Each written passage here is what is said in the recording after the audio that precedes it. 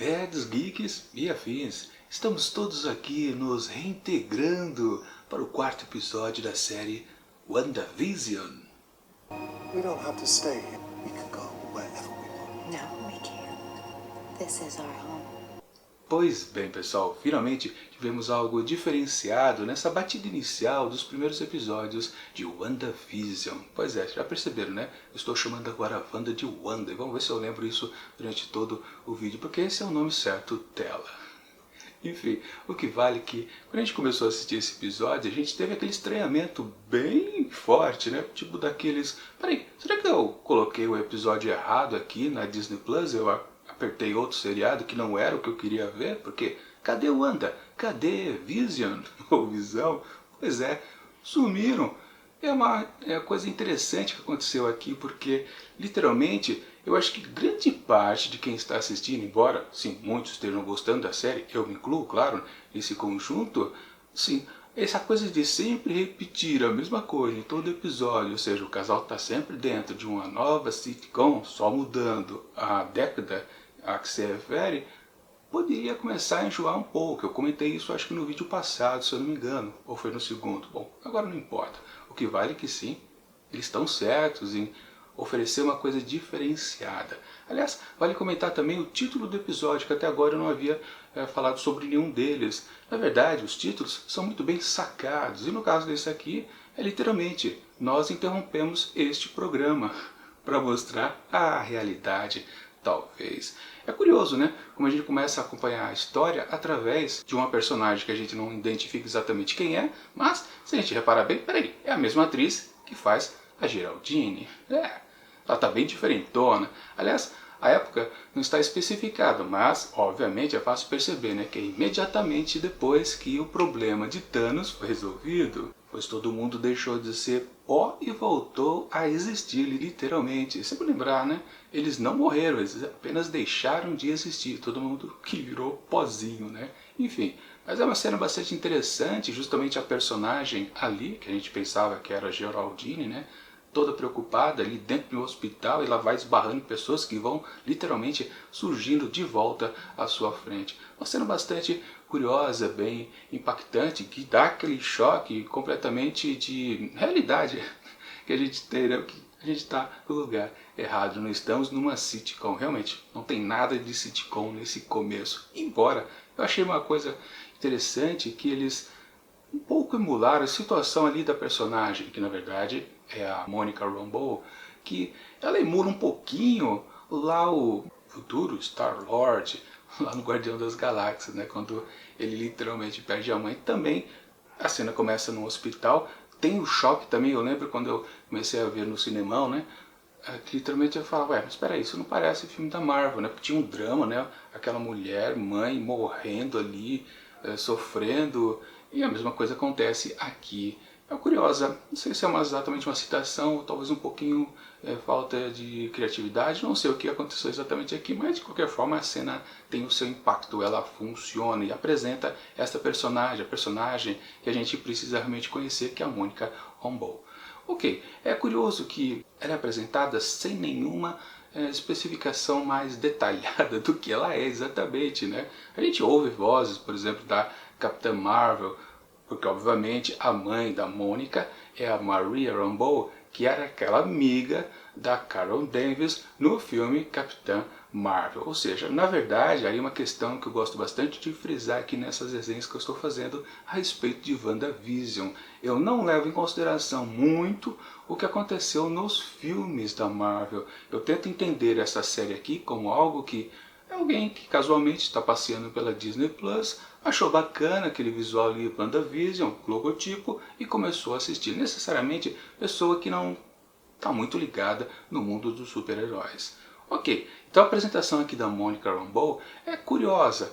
Sim, ela é apresentada como uma agente investigativa. Vamos combinar que talvez ela ainda não seja uma super-heroína, ou ela já foi, ou será, enfim, não importa. Ela está chamada de Capitã, certo? Ok. Mas o que vale é que a apresentação dela é, assim, enigmática. E depois entra outra personagem, que é a Darcy, que a gente não tem referência mesmo nenhuma dela. Quer dizer, não tem quem não viu os filmes. Quem já viu os filmes do Thor sabe muito bem que ela apareceu nos dois, no Mundo Sombrio, onde é aquela cientista maluquinha. Ela aparece aqui também sem muitas apresentações, mas a gente fica percebendo que, obviamente, vai prestar atenção nessas duas personagens completamente novas que destoam completamente daquilo que a gente tinha antes, que era sitcom de um casal típico americano das décadas de 50, 60 e 70.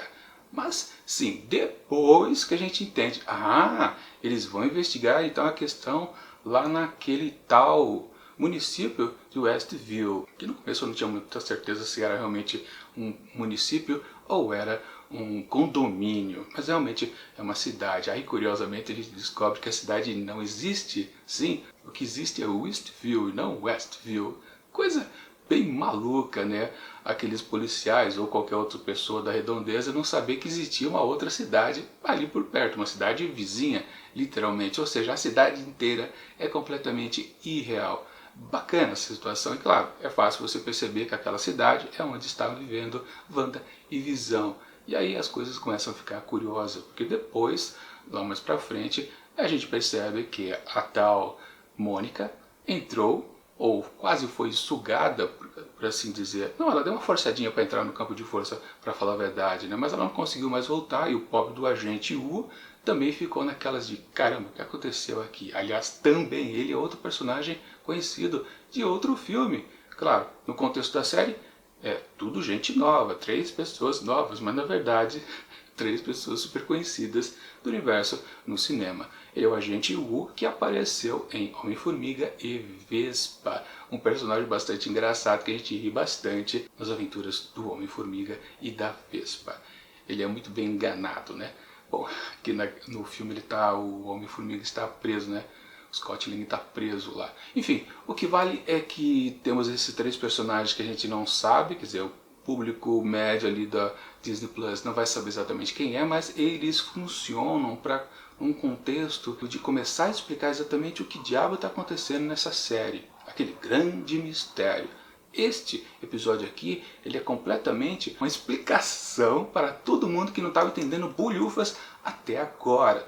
Justamente o pessoal que não está ligado nas teorias que abundam por aí em vários e vários vídeos no YouTube, justamente porque são pessoas que já sabem bastante do universo Marvel e mais ainda do universo dos quadrinhos. Ou seja, aquele logo da Sword que está colocado como espada, pelo menos na tradução, nas legendas da série, eu ainda não vi como é que está no dublado, se ainda está a espada ou está a Sword. Mas o que vale é que sim, começam as explicações para quem não está sabendo de nada.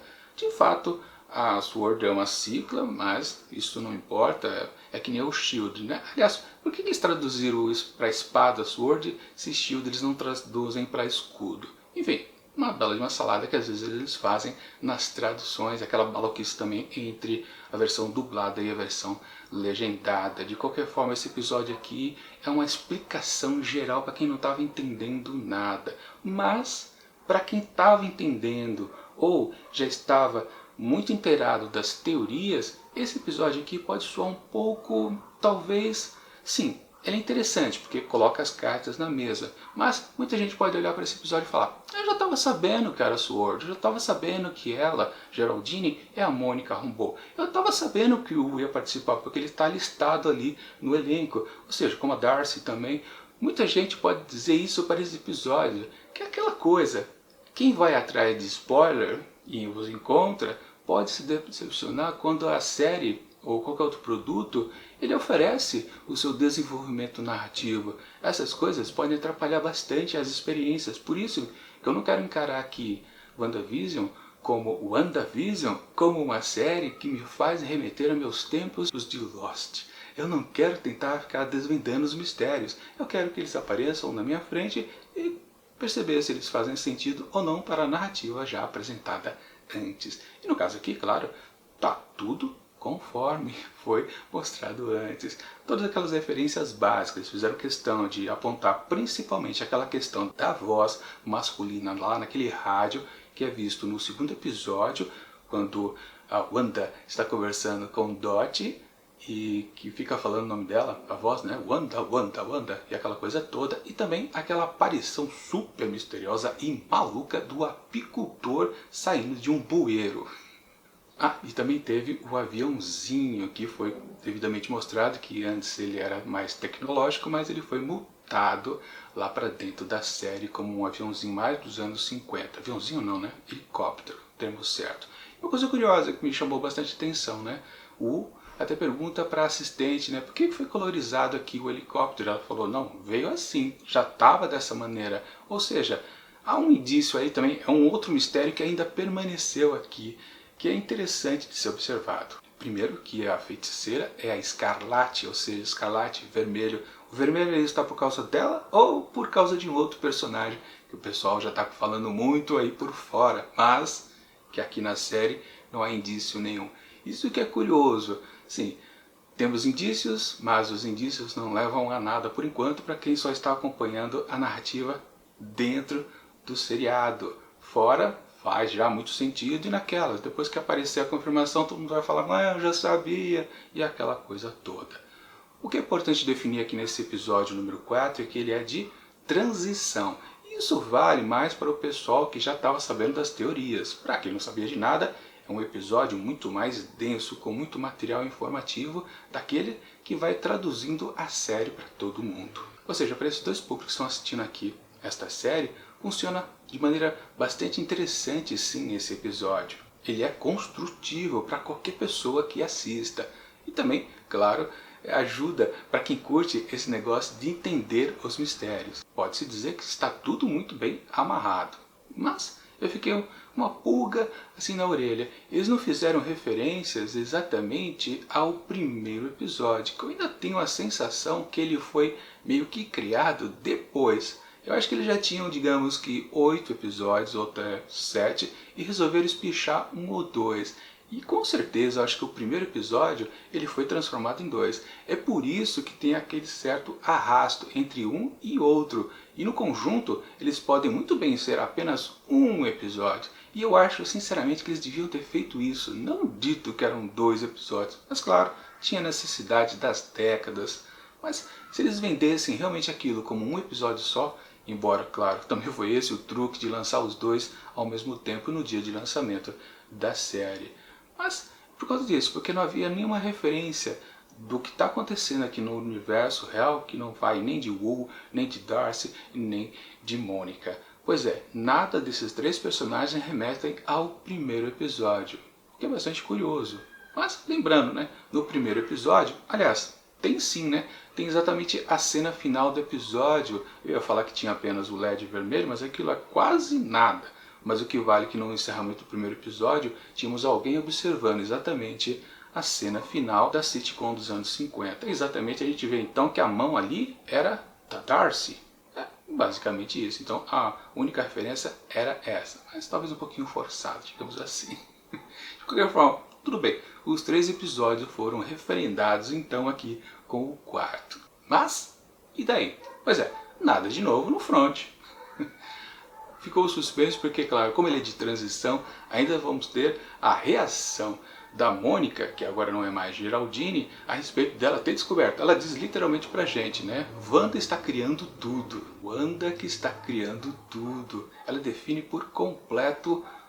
Ou seja, não, acho que ela não está criando por completo. Se bem que, numa fala que ela diz, a Visão também, ela está dando segurança a ele, dizendo que é melhor eles estarem ali, mesmo depois que também ela tem aquela visão horrorosa dele com a joia arrancada da testa. Ou seja, sim, é ela que está criando tudo, ela que depois que projeta Geraldine para fora, ela reconstrói aqueles buracos que ela criou ali. Tudo é ela, mas no fundo, por que ela faria isso? Porque eu já disse no primeiro vídeo, quando temos o final do Vingadores Ultimato, ela junto do Gavião Arqueiro, os dois, eles, claro, estão sentindo suas perdas. De um lado Visão, do outro lado a Viúva Negra, mas nenhum dos dois deixam pra gente a noção que eles estão abalados profundamente e precisam tentar inventar uma maneira de reverter isso, ou pelo menos um paliativo. Não, nenhum dos dois. Eu disse, aconteceu alguma coisa do filme Ultimato até agora para a feiticeira, a Wanda, querer mudar as coisas. Criar uma realidade onde necessariamente aí sim o Visão ainda está vivo. Os motivos, claro, não tem nenhuma dica por enquanto. Tem que ter mais mistério, obviamente, se estamos ainda no meio da temporada. E claro, aquela questão do vilão, que por enquanto, segundo teorias, é a referência da cor vermelha que está aparecendo o tempo todo, que não está relacionada exatamente à feiticeira Escarlate, mas ao vilão. É uma possibilidade, com certeza, não dá para negar. Como também, quem são esses outros personagens? Eles fizeram, né, aquele grande painel investigativo, né, apontando, fulano, esse clã. Também não sei se lá pelos nomes que já foram ditos, se a gente já sabe quem são esses personagens. Eu confesso que eu não me lembrei de ninguém. Embora, claro, a maior teoria que existe por aí é exatamente sobre Agnes, a vizinha. Que obviamente eu não vou dizer aqui, porque não é a proposta aqui desse vídeo se basear nas teorias externas à própria série. O que vale é o que está aqui dentro.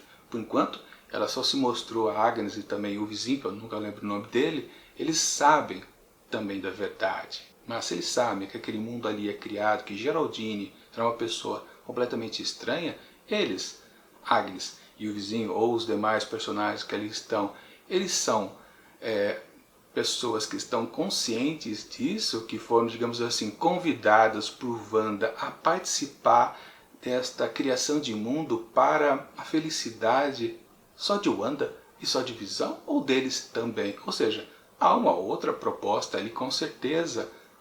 Wanda não está sozinha nessa, com certeza. Por isso que eu digo, né? Ao mesmo tempo que ela controla esse mundo, talvez alguém a controle ao mesmo tempo. E falando em tomar controle, é literalmente a nova batida que temos então aqui da série, que é o que a SWORD, com exatamente esses personagens, a Mônica, Darcy e também o Rio, claro, o chefão lá, né, que eu acho que é uma pessoa que não era conhecida. O que eles vão fazer para tentar entrar naquele mundo sem que a Wanda expulse imediatamente? E sem também fazer um truque que, na verdade, faça com que as coisas não consigam ser entendidas direito. Porque na questão lá do apicultor, nós vimos literalmente o vídeo ser rebobinado e voltar a um ponto onde Wanda gostaria que a história continuasse sem interferência externa. Mas aqui, para quem está na realidade, apenas o episódio acabou imediatamente, né? Não teve nenhuma explicação. Ou seja, realmente, no fundo, Wanda não está agredindo ninguém. Eu até pensei, o que vai acontecer com o cara, o apicultor? Pois é, ele vai ser evaporado, ele também vai ser ejetado que nem foi Geraldine, mas não, ali no caso não aconteceu nada.